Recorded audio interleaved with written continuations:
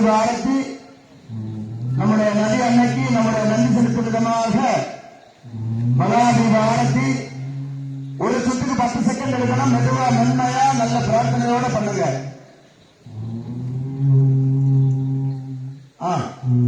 மூணாவது சாமி மூணாவது சாமி எடுங்க எடுங்க எடுங்க எடுங்க.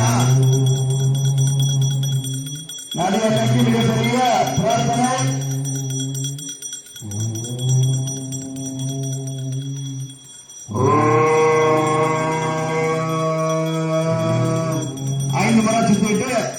Right side திருப்புங்க.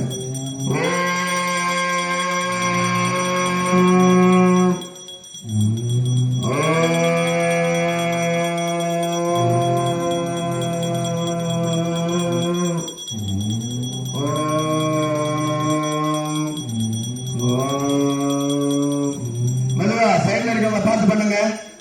மூணாவது சாமி சைடுல இருக்கவங்க பார்த்து ஒரே டைம்ல பண்ணுங்க.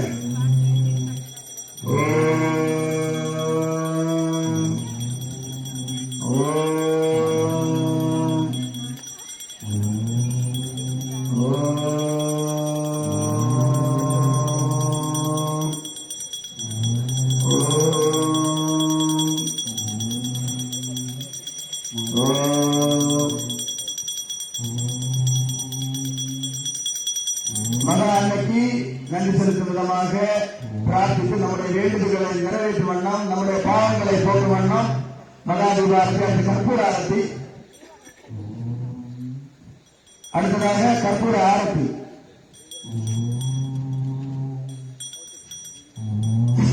அதே போல ஒரு சுத்துக்கு 10 செகண்ட் எடுங்க. 10 செகண்ட் 5 செகண்ட் இருந்தாலும் போதும். கொஞ்சம் பக்குவமா எல்லாரும் ஒரே டைம்ல பண்ணுங்க. எல்லாருமே ஓடி சொல்லி சமர்ப்பித்து உங்களுடைய ஆரத்தி நிகழ்வை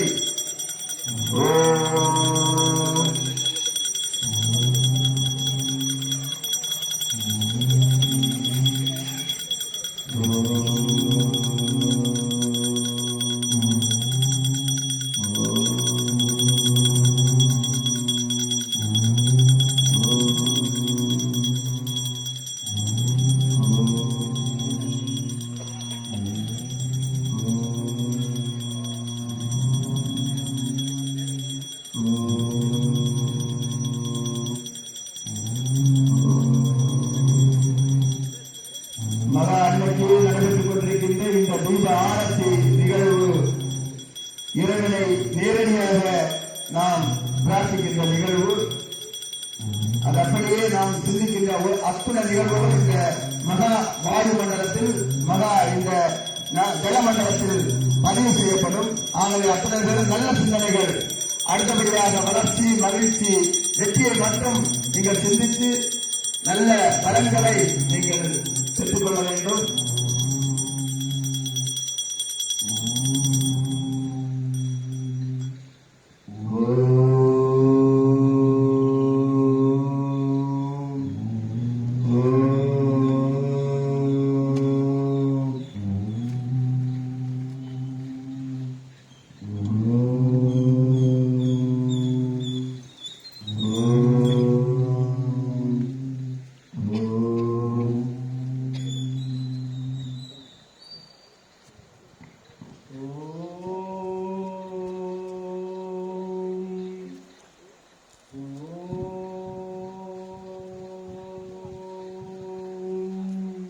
அனைவரும் வந்து நம்முடைய அன்னைக்கு புஷ்ப